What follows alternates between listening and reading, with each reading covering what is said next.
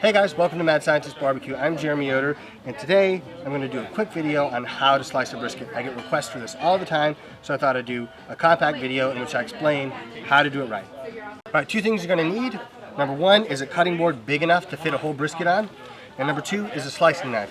You can get a, just a traditional slicing knife where it has those kind of indentations on the side. What I find works best is just a cheap, dirt cheap, 12-inch scalloped bread knife. This is my favorite way to slice brisket. You can choose whatever you want, but make sure you have a knife that's long enough to get good, even slices.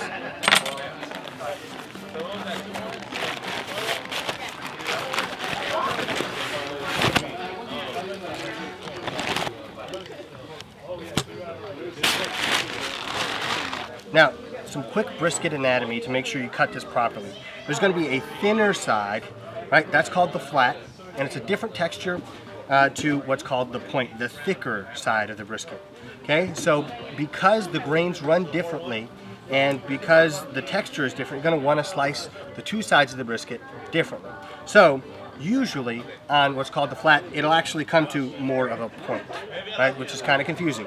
But it's the thinner side, and it's a side that only consists of one kind of muscle. So on this brisket right here, I'm going to take a look at it. This right here is the flat, and this is the point. You can see that there are two layers of muscle on the point. So, with that in mind, let's get to cutting.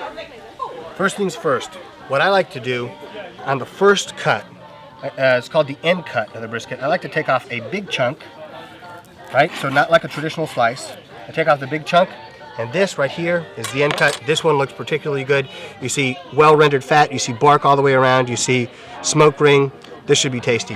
I like to take that piece and then cut it into a few smaller pieces because these are just delicious smoke bombs of, goodness in brisket. So unlike traditional burn ends, which come from the other side of the brisket, these end cuts are my favorite pieces. They're lean, but they're packed with flavor. So I like to do that rather than immediately starting with slices. Now that I've done that, you can come over here and start cutting slices. So the traditional size of the slice is described as the size of a pencil.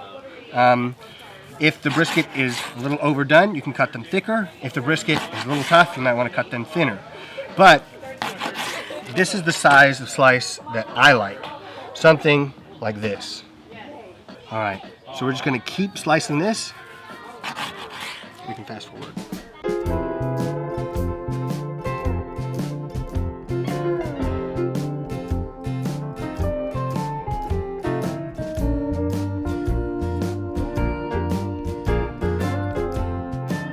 When you get to this point, you actually see two muscles on top of each other. And so this should be the flat that runs underneath, the lean. And then you start to see this muscle on top there. That's the point. And then inside you should see a band of fat that hopefully is rendered well. That's what all that juice is that's coming out. So at this point, we treat the brisket differently than we have been. So we take the brisket and we take that point that we haven't sliced yet and we rotate it 90 degrees so that we cut the point against the grain so that we get a good mouthfeel and good tenderness and it's not stringy. Even if it's tender, if you cut it with the grain, it'll be stringy. It's something you want to avoid. So we'll rotate this guy and keep slicing.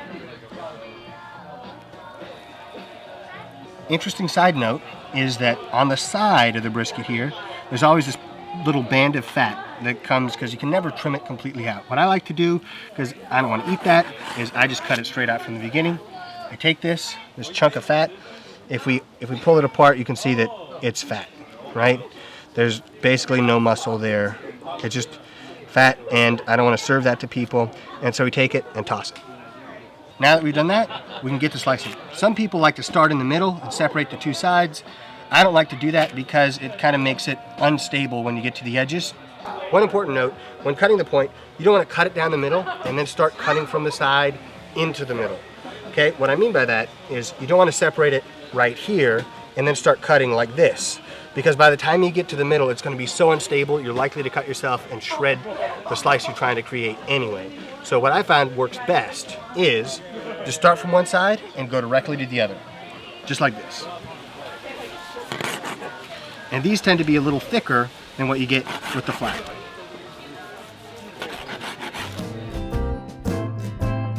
And for those of you who want to know, this is the obligatory brisket money shot. This is what people want to see.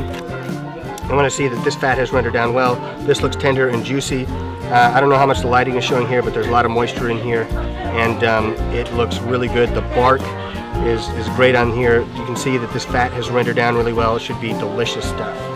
All right, one last thing.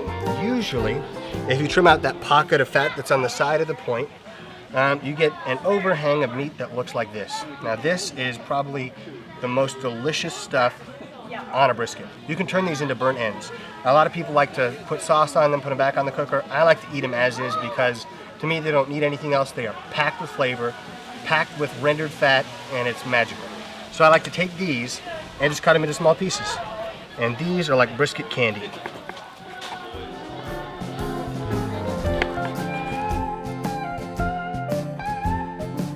Now with these, unlike the brisket end cut, you can see that there's lots of fat, so these are all juicy, smoky, and delicious.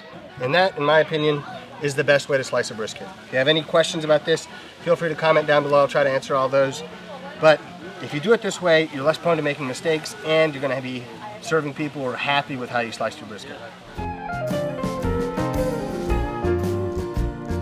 That's it. If you guys enjoyed the video, please subscribe below so you can get more fun and informative barbecue content. You can also follow me on Instagram and Twitter at MadScientistBarbecue. See you next time.